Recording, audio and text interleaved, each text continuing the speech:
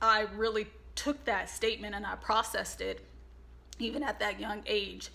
But I didn't feel like it was. I felt like I need for you to know it for me, right? You may think this is okay for right now, but if you don't know whether your love for him is authentic or not, and you can't tell by the way he is beating you up, then I need for you to know that it's not okay to expose me to. But anyway, that didn't happen. So they got back together. So the third incident was extremely traumatic for me because I call this one Madison, off of Madison, so central area again. There used to be a taco time on Madison. We lived in some apartments right across the street. They're still here, still there today. Anyhow, we lived on the second story, and I remember that I had to go to school out in the north end, so I had to catch the bus, and I had to leave for school. My mom begged me to stay home, and she begged me to stay home because I think she felt like I was her protection. And so I did not stay, and I told her because I didn't want to stay because I had missed a lot of school, and and there was a party, and you guys know me, I like to have a good time. Anyhow, so I did not stay as she requested, but when I left the apartment, I promise you guys, it was almost like I had a conversation with myself. And let me just back up real quick and share that how I let my mom, why she actually listened to me was because I had missed so much school in staying in the middle of their chaos that I did not know how to read. And I didn't know how to read first grade, second grade. I think I was going into third grade, and a black teacher that I had noticed that I didn't know how to read and noticed how I would respond in class. And so she actually threatened my mom and said, if you do not make sure she's here at school, and don't make sure that if you don't make sure she's here after school every day, then I will call CPS to get this child taken from you. And so I heard her say that. So when my mom asked me to stay home that day, I brought that up and I said, Mrs. Thomas said that she's going to take me away from you if you don't make sure I'm at school. So I used that, and anyway, so my mom let me go to school. As I walked up to the bus stop, I really had this conversation with myself as to, dang, I should go ahead and just stay home. But then I felt like I'm just a kid. I really just want to go to school and really participate in this party. I should be allowed to be a kid. So I went to school, but when I went to school, I felt anxious the entire time. I did not enjoy myself. Once the bus dropped us off, which was by TT Minor, I ran home. When I got to my block and I saw all the police, I knew that it was my apartment, and I just knew instinctively that I should have just stayed at home.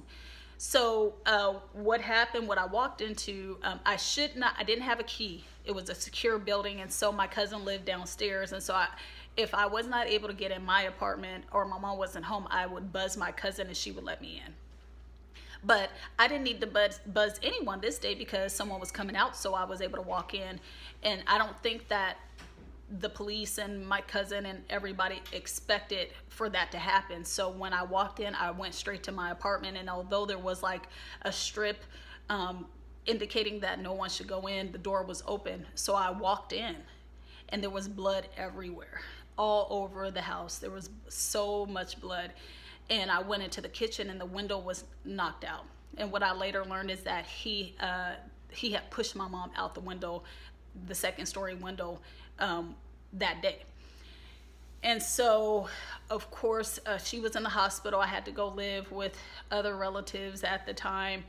And I really vowed to myself at that point in time that I didn't really need to go to school, and I needed to be there to protect her. So education was sometimes put on the back burner for me, because I needed to cover my mom, because I felt like as a child and seeing that she couldn't cover herself.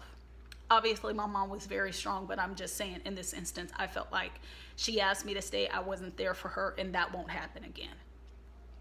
The fourth incident that I'll share with you guys before I make the transition was after that she got right back with him, and we moved out to Kent, and we were in a community apartment, or they may have called it projects, whatever the case may be.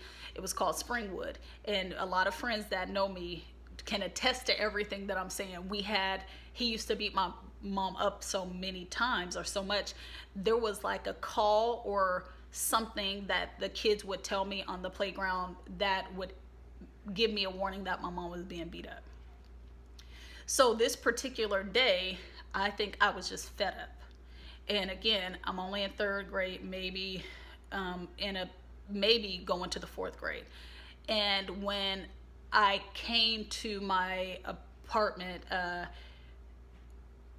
door, or the apartment parking lot, I knew police were there, but I didn't really care.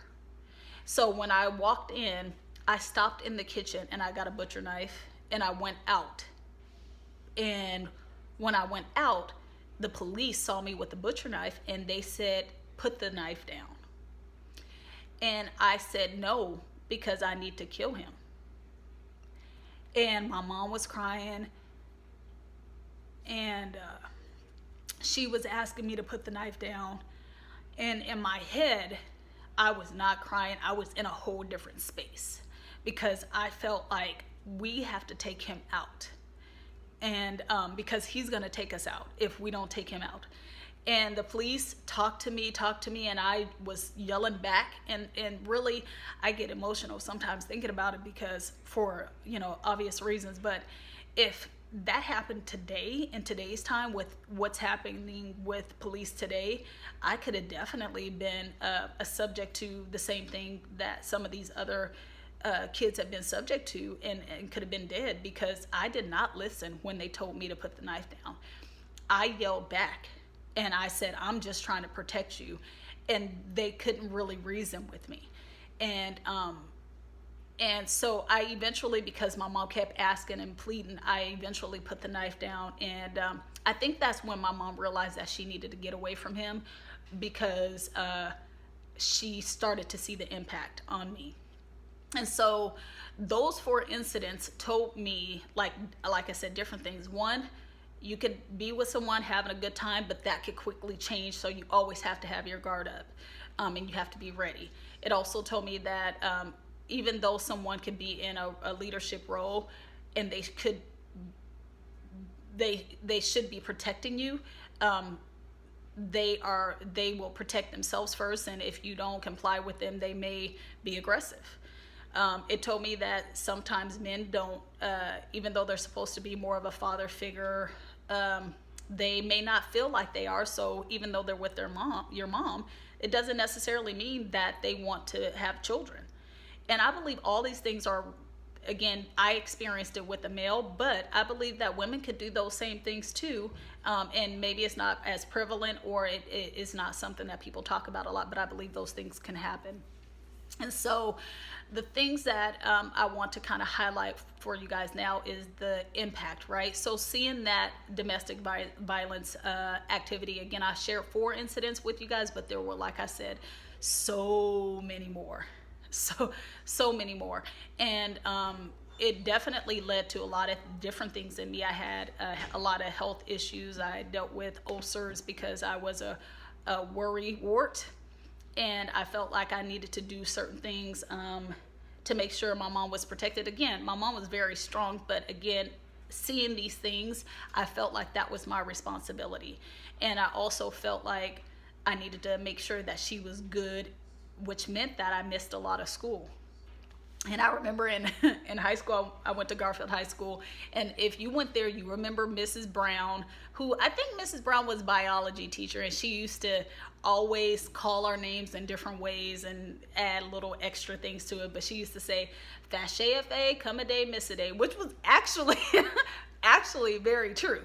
And so I used to miss a lot because, again, depending on what I felt like the vibe was in my household with whoever my mom was with, or whatever the case may be, I felt like I needed to stay, because I needed to make sure that there was no crazy incidents that went on. And oftentimes when I was present, if people got to fighting, I did make sure that I enforced certain things, whether it was me calling the police, whether it was me doing something else crazy, it would settle everything down. So the impacts, right? So the impacts, again, it impacted my education journey. Like I said, I did not learn how to read for a long time. And so when I learned how to read and I started to go to school more frequently, but I wasn't as confident when teachers would call on me, I did not feel confident. And that also impacted my ability to want to speak publicly. And so for a long time, I didn't want to speak publicly because I didn't know if I articulated myself well. That led all the way through my adulthood. And so funny thing is, the Lord is hilarious. He ended up putting me in a training role for JP Morgan Chase, who I work for now, which is amazing. And I actually cried when I felt forced in this role. And because I just didn't feel like I was qualified to be in the role. Anyway, but it is something that the Lord has used to help me get more comfortable with speaking. Of course, I had to read. Of course, I had to learn how to then transfer knowledge to people, which was amazing because I wasn't really confident in that area. And that has really helped me to grow my career and has helped people notice certain things, and again, moved me from just a more managerial entry level to more of an executive level within the firm, which has been phenomenal for me. But it still is something that is inside of me where I have to encourage myself and really be my own cheerleader and say, you can do this. But it all started with the fact that my education wasn't a priority for me or my mother at the time, because survival was.